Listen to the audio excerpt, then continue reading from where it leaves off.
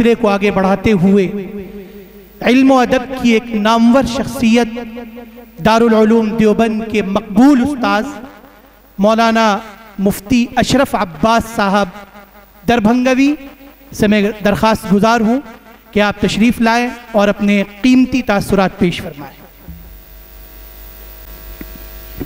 بسم اللہ الرحمن الرحیم، الحمدللہ وحدہ والصلاة والسلام علی من لا نبی بعدہ، اما بعد۔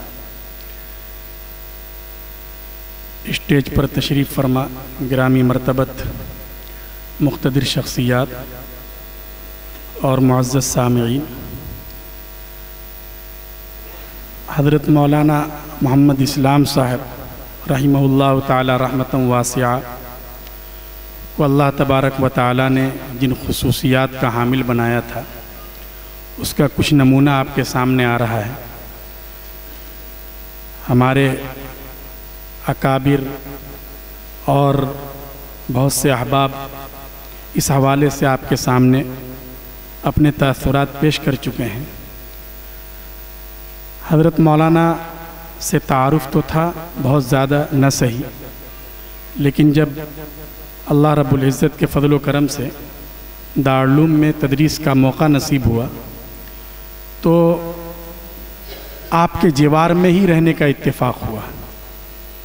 ہماری بھی جو رہائش تھی وہ حضرت مولانا کے مکان کے بالکل سامنے، اور اس طرح ماہ دو ماہ نہیں 6 سال تک آپ کے قریب رہنے کا اتفاق ہوا۔ اس دوران آتے جاتے بھی ملاقاتیں ہوتی تھیں، مسجد میں ایک ساتھ نماز بھی ہوتی تھی، اور حضرت مولانا کا ایک خاص انداز تھا، وہ خانقاہ میں نکڑ پر جو ایک دکان ہے وہاں کبھی کبھی بیٹھ جایا کرتے تھے، اور وہاں پہ بھی کوئی آ رہا ہے اس کے ساتھ گفتگو میں محو ہیں، تو بہت قریب سے اس دوران دیکھنے کا موقع ملا، اور بہت سی خصوصیات ایک نئے زاویے کے ساتھ منکشف ہوئیں۔ ہمیشہ شفقت کا معاملہ رہا۔ میں تو بالکل ہی ان کے لیے، ان کے جو شاگرد ہیں ان کے شاگردوں کے شاگرد کے درجے میں تھا، لیکن ہمیشہ شفقت اور محبت کا معاملہ۔ اس دوران کئی مرتبہ دارالعلوم کا بھی تذکرہ آیا، لیکن جیسا کہ حضرت مولانا سلمان صاحب دامت برکاتہم نے فرمایا، بہت مزاج میں اعتدال تھا۔ میں نے کبھی ان کی زبان سے، حالانکہ وہ حضرات جن حالات کو دیکھ چکے تھے، جن حالات سے گزرے تھے، تو جو حضرات بھی ان حالات سے گزرے ہیں ہر ایک کا اپنا ایک ذوق ہوتا ہے، تو بہت ہی حدت کے ساتھ اور گرمی کے ساتھ ان حالات کا تذکرہ بھی کرتے ہیں، لیکن میں نے حضرت مولانا کی زبان سے کبھی اس طرح کی کوئی گفتگو نہیں سنی۔ اگر اس طرح کا کبھی کوئی جزئی واقعہ آیا بھی تو اس کو بہت ہی خوش اسلوبی کے ساتھ انہوں نے بیان کیا۔ یہ بھی ان کی ایک بہت بڑی خوبی تھی اور ان کی یہ خصوصیت تھی۔ بچوں پر بھی ہمیشہ شفقت کا معاملہ رہا کرتا تھا، اور جب وہ بیمار ہوئے تو ظاہر ہے کہ بیماری بڑھتی چلی گئی۔ اس دوران بھی ہماری ملاقاتیں بہت رہی، لیکن کبھی کوئی شکوہ شکایت نہیں۔ گھر پہ بھی حاضری ہوئی تو اسی کوشش انہوں نے یہی کی کہ اسی بشاشت کے ساتھ ملاقات ہو۔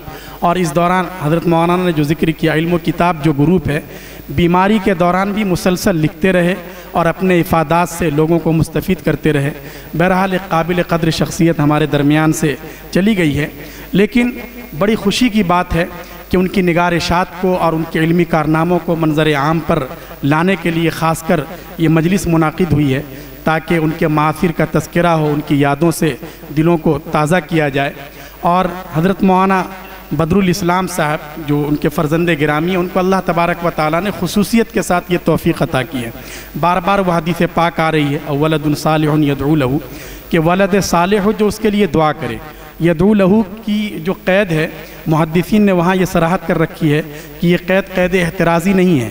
اگر کسی نے اپنے ولد صالح کو چھوڑا، خواہ اس کے لیے وہ دعا کرے یا نہ کرے، وہ اس کے لیے صدقہ جاریہ ہے۔ اس کا ولد کے لیے صالحیت کافی ہے، دعا ضروری نہیں ہے۔ یہ ہے کہ اگر وہ صالح ہے تو باپ کے لیے دعا بھی ضرور کرے گا، اس لیے اس کو ذکر کر دیا گیا، تو یہ قید احترازی نہیں ہے۔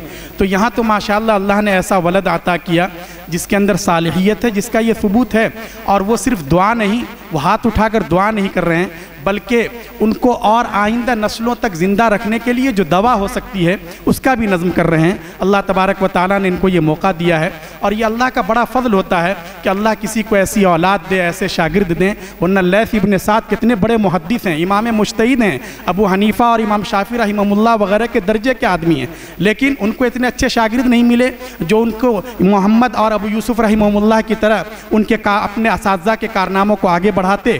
تو اس لیے امام شافعی رحمۃ اللہ علیہ ہمیشہ اس درد کا اور کرب کا اظہار کیا کرتے تھے، ضیعہ اصحابہ، کہ لیث ابن سعد کو ان کے شاگردوں نے ضائع کر دیا، ان کو اتنے اچھے شاگرد نہیں مل سکے۔